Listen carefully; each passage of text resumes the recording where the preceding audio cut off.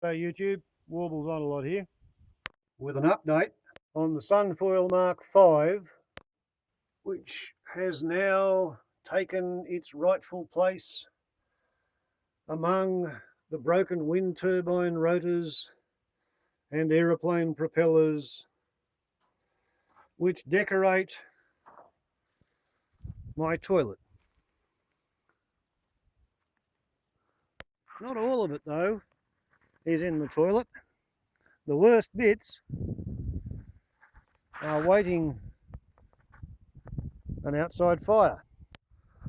While atop my son's Blue Beast, there's the Mk-8 SunFoil, a bare panel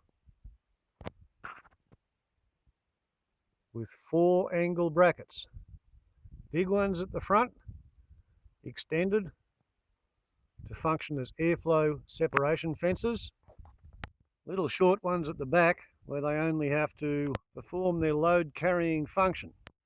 And as promised, across the entire trailing facet we have 1/4 inch holes which have 2 operational functions. On the one hand, they allow the 50°C biscuit of otherwise insulating hot air which forms underneath the glass on a hot day in summer to pump itself out by means of a thermosiphon action. On the other hand, whereas at highway speed oncoming air basically piles up against that flat leading edge, compressing, and the compressed air forms a hemisphere or a half cylinder, and laminar air arriving after the compressed air, it just goes around the compressed air. It goes for the area of lowest pressure. So rather than going to the trouble of fabricating an aerodynamically rounded leading edge or a faceted leading edge, the Mk-8 forms a barometric leading edge.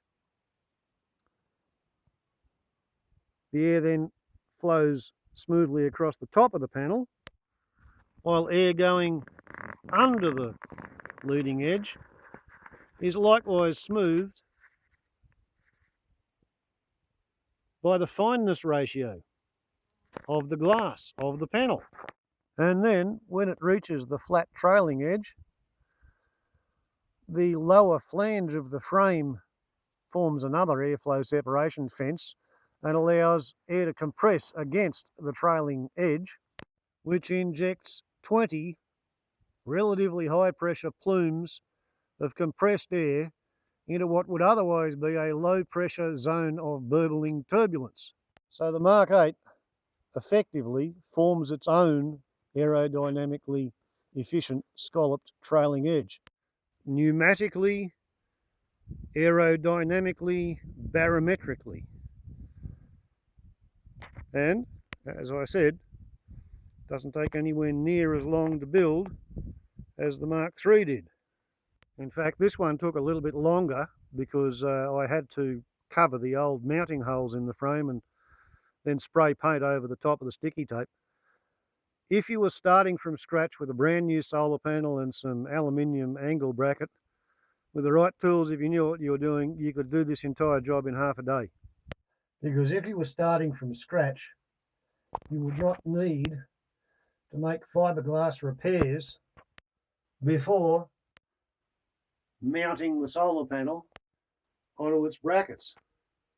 Whereas I actually spent 15 minutes this morning chopping up fiberglass mat to go with the resin when filling the holes. Because if you don't pay attention to what you're doing, working with fiberglass canopies, you can get nasty cracks developing, like the ones on the mountings for the rear light. In a sense, it's pretty funny how my concern for aerodynamics has sort of peaked and then become simplified. But as I said in the previous movie, this is aerodynamically extremely efficient and very cunning, whereas this is not quite as aerodynamically efficient, but it's functionally efficient, it's economically efficient, it's worth doing. Wobbles on a lot to YouTube. Ciao.